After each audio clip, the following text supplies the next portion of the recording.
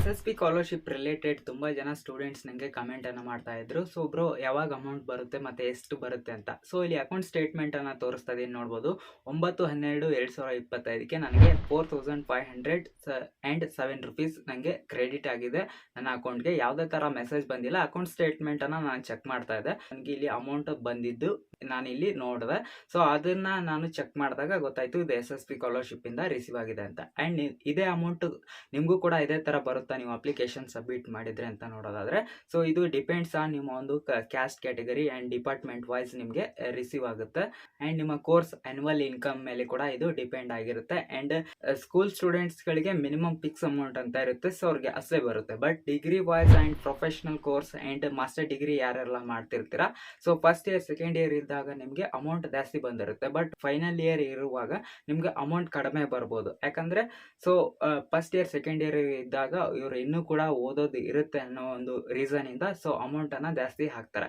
And final year ಇರುವಾಗ amount ಅನ್ನ ಕಡಿಮೆ ಹಾಕ್ತಾರೆ. ಸೊ ಇದಿಷ್ಟು ನಾನು SSP ಸ್ಕಾಲರ್‌ಶಿಪ್ ನ ಟರ್ಮ್ಸ್ ಆ್ಯಂಡ್ ಕಂಡೀಷನ್ನ ಓದಿದಾಗ ನನಗೆ ಗೊತ್ತಾಗಿದ್ದು. ಆ್ಯಂಡ್ ನಿಮಗೆ ಜಾಸ್ತಿನೂ ಬರ್ಬೋದು, ಕಡಿಮೆನೂ ಬರ್ಬೋದು. ಜಾಸ್ತಿ ಬಂದರೆ ಏನು ಪ್ರಾಬ್ಲಮ್ ಇಲ್ಲ, ಕಡಿಮೆ ಬಂದರೆ ಸೊ ಇದಿಷ್ಟು ರೀಸನ್ ಆಗಿರುತ್ತೆ. ಆ್ಯಂಡ್ ಇನ್ನೂ ಕೂಡ ನಿಮಗೆ ಅಮೌಂಟ್ ಬಂದಿಲ್ಲ ಅಂದರೆ ಸೊ ನಿಮ್ಮ ಅಕೌಂಟ್ ಸ್ಟೇಟಸನ್ನು ಒಂದ್ಸಲ ಚೆಕ್ ಮಾಡಿ. SSP ಪೋರ್ಟಲ್ಗೆ ನೀವು ಲಾಗಿನ್ ಆಗಿ ಅಲ್ಲಿ ನಿಮ್ಮ ಅಕೌಂಟ್ ಸ್ಟೇಟಸನ್ನು ಚೆಕ್ ಮಾಡಿ ನಿಮ್ಮ ಅಪ್ಲಿಕೇಶನ್ನ ಸಬ್ಮಿಟ್ ಮಾಡಿದರೆ ಅಲ್ಲಿ ಎಷ್ಟು ಅಮೌಂಟ್ ಇರುತ್ತೆ ಅಷ್ಟೇ ಅಮೌಂಟ್ ನಿಮಗೆ ಕ್ರೆಡಿಟ್ ಆಗುತ್ತೆ.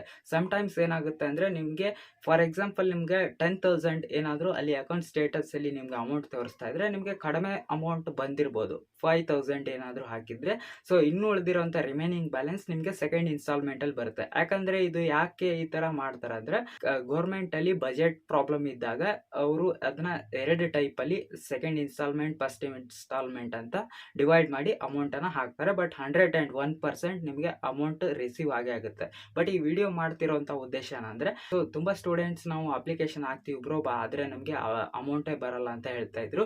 ನಿಮ್ಮ ಡಾಕ್ಯುಮೆಂಟ್ಸ್ ಆ್ಯಂಡ್ ನೀವು ಕೊಟ್ಟಿರೋಂಥ ಎಲ್ಲ ಡೀಟೇಲ್ಸ್ ಕರೆಕ್ಟ್ ಆಗಿದ್ದರೆ ಕರೆಕ್ಟ್ ಟೈಮಿಗೆ ನೀವು ಅಪ್ಲಿಕೇಶನ್ನ ಸಬ್ಮಿಟ್ ಮಾಡಿದರೆ ಗ್ಯಾರಂಟಿ ನಿಮಗೆ ಅಮೌಂಟ್ ರಿಸೀವ್ ಆಗುತ್ತೆ.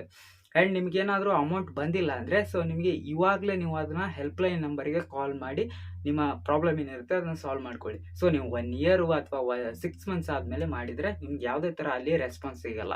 ಡಿಸೆಂಬರ್ 31 ತನಕ SSP ಸ್ಕಾಲರ್‌ಶಿಪ್ನ ಅಪ್ಲೈ ಮಾಡೋದಕ್ಕೆ ಟೈಮ್ ಇದೆ. ಕ್ಯಾಸ್ಟ್ ಕ್ಯಾಟಗರಿ ವೈಸ್ ಅವ್ರಿಗೆ ಡೇಟ್ ಎಕ್ಸ್ಟೆಂಡ್ ಆಗಿದೆ. ಅದ್ರ ಬಗ್ಗೆ ಕೂಡ ಒಂದು ವಿಡಿಯೋ ಮಾಡಿದ್ದೀನಿ, ಅಕೌಂಟಲ್ಲಿ ಇದೆ, ಅದನ್ನು ಚೆಕ್ ಮಾಡಿದರೆ ಯಾವ್ಯಾವ ಕ್ಯಾಸ್ಟ್ದವ್ರಿಗೆ ಎಷ್ಟೆಷ್ಟು ಡೇಟ್ ಎಕ್ಸ್ಟೆಂಡ್ ಆಗಿದೆ ಅನ್ನೋದು ನಿಮಗೆ ಕಂಪ್ಲೀಟ್ ಇನ್ಫಾರ್ಮೇಷನ್ ಸಿಗುತ್ತೆ. ಇಲ್ಲಾಂದರೆ ಅಫಿಷಿಯಲ್ ವೆಬ್ಸೈಟಲ್ಲಿ ಹೋದರೆ ಅಲ್ಲಿ ಕೂಡ ನಿಮಗೆ ಡೇಟ್ಸನ್ನು ತೋರಿಸ್ತಾ ಇರುತ್ತೆ.